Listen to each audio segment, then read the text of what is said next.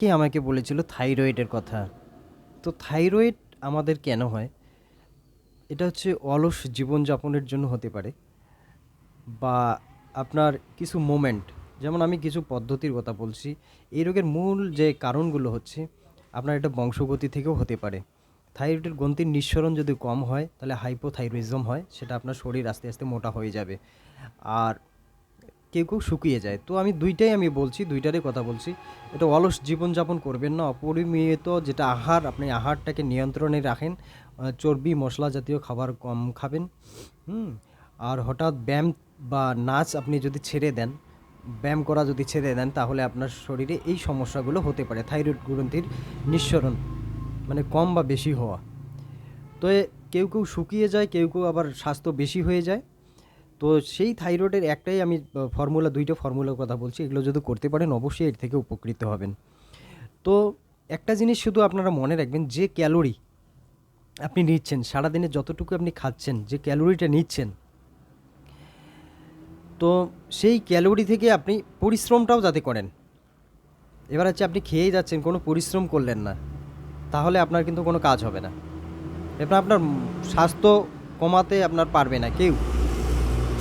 তো হচ্ছে আপনি একটা জিনিস মনে রাখবেন, যে খাদ্যগুলো খাচ্ছেন, চর্বি মশলা আপনি যদি খানও, তাহলে আপনার সেই পরিশ্রমটা, সেই হাঁটা চলা আপনাকে করতে হবে।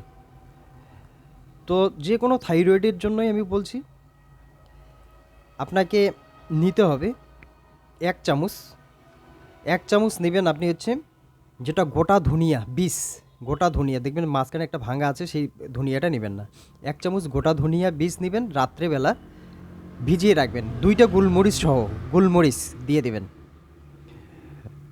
ভিজিয়ে রাখেন। সকালবেলা সেই 1 গ্লাস জলের মধ্যে ভিজিয়ে রাখেন।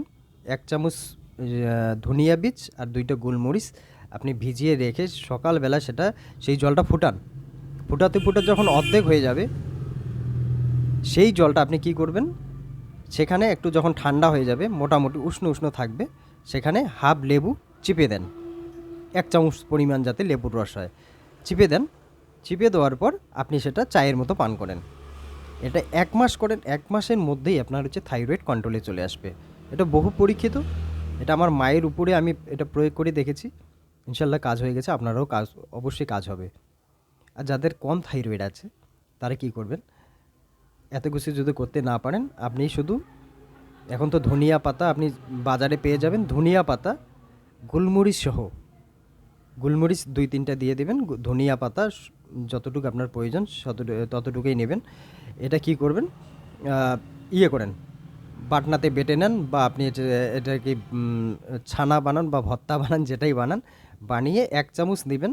1 কাপ উষ্ণ গরম জলের সাথে সকালবেলা যদি খেতে পারেন, বা ভাতের সাথে আপনি যদি খান 2-3 টাইম, এটা শুধু 10 থেকে 15 দিন করেন, অবশ্যই এর থেকে উপকৃত হবেন।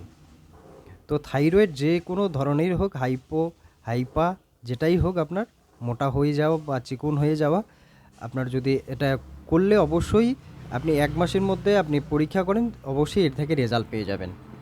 তো আজকে এখানে রাখছি। আমার যদি ভিডিও ভালো লাগে, অবশ্যই ফলো দিয়ে পাশে থাকবেন পরবর্তী ভিডিওগুলো পাওয়ার জন্য। আজকে এখানে রাখছি।